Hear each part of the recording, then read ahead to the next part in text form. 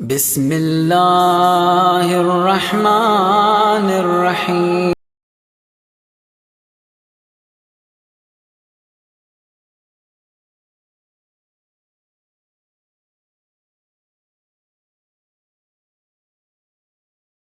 Mobile جو ہے یہ افزار ہے، اس افزار کو اچھا استعمال بھی کر سکتے ہیں، اس افزار کو برا استعمال بھی کر سکتے ہیں۔ اب والد کو یہ فکر تو ہے کہ بیٹے کو موبائل لے کے دینی ہے، بیٹی کو موبائل لے کے دینی ہے، لیکن یہ فکر نہیں کہ میں نے اس کے وجود میں عقل کو بنایا کہ نہیں،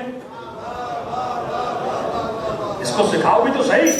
وہ باپ دشمن ہے اپنے بیٹے کا جو گاڑی تو لے کر دے لیکن اسے ڈرائیونگ نہ سکھائے، اور چابی دے، جا میرے لال، اشارہ فضل پہ گاڑی کو توڑا، بائک لے کر دے، جا میرے لال، اور جا کر بائک چلا۔ اب ظاہر جس کو بائک چلانا نہیں آتی یہ ایکسیڈنٹ کرے گا، اور کن لوگوں کا نقصان کرے گا؟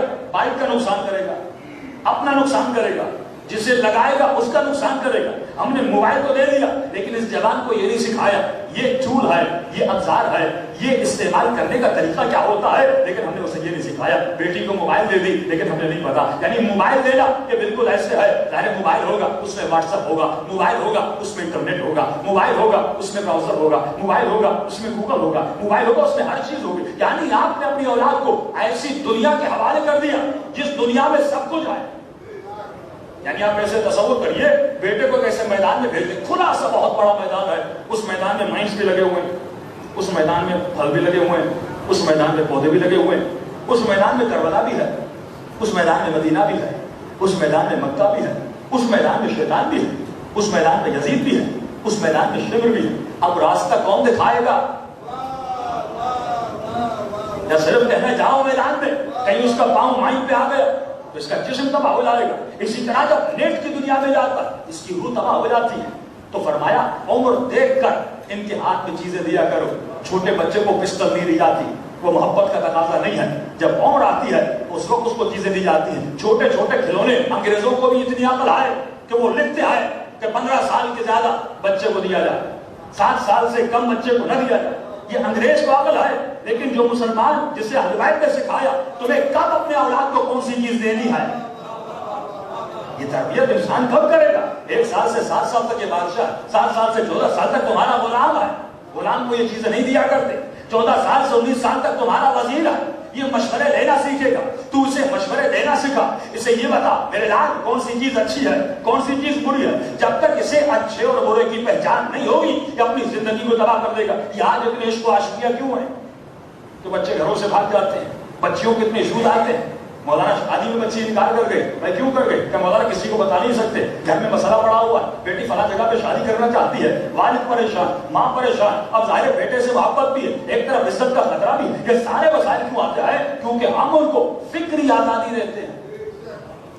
یہ ہاتھ معصوم فرماتے ہیں اللہ کی امانت ہے، یہ زبان جو چیٹ کرتا ہے ہاتھوں سے اسے سوچنا چاہیے یہ انگلیاں مجھے کہاں پہ استعمال کرنی ہے، یہ زبان مجھے کہاں پہ استعمال کرنی ہے، یہ آنکھیں مجھے کہاں پہ استعمال کرنی ہے، یہ کان مجھے کہاں پہ استعمال کر رہے ہیں۔ تو جتنے معاشرے میں مسائل پیدا ہو رہے ہیں وہ بے عفتی کی وجہ سے۔ عفت یہ نہیں کہ صرف چادر پہن کے باہر بیٹیاں گھومیں، عفت یہ نہیں کہ بیٹا داڑھی رکھے، مولانا بڑا نمازی مسجد میں آتا ہے، عفت یہ ہے اگر داڑھی رکھی ہے مسجد میں آتا ہے تو رات کو گھر میں بھی موبائل کے استعمال کرنے میں بھی عفیف ہونا چاہیے، انٹرنیٹ کے استعمال کرنے میں۔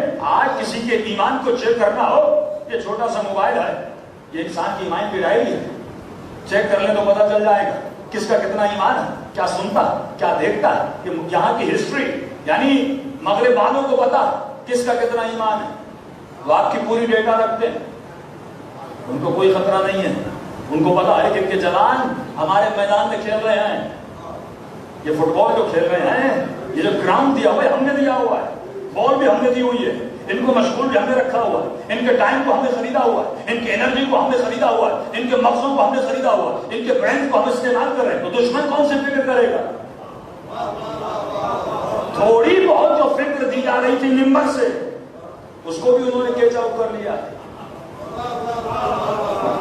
وہ بھی ختم ہو گئی اس ممبر سے۔ بس اسی خوشی میں یہ رہے کہ علی سب سے بہادر تھے، اسی خوشی میں یہ رہے کہ شب ہجرت علی سوئے تھے، اسی خوشی میں یہ رہے کہ دوسرے بھاگ گئے تھے، ان کے مولا لڑ رہے تھے۔ ارے سوال یہ ہے علی اس زمانے میں لڑ رہے تھے، آج تو اپنے نفس سے کیوں نہیں لڑتا؟ وہ بستر موت پہ سکون سے سو گئے تھے، تو اپنے نفس کو موت کیوں نہیں دیتا؟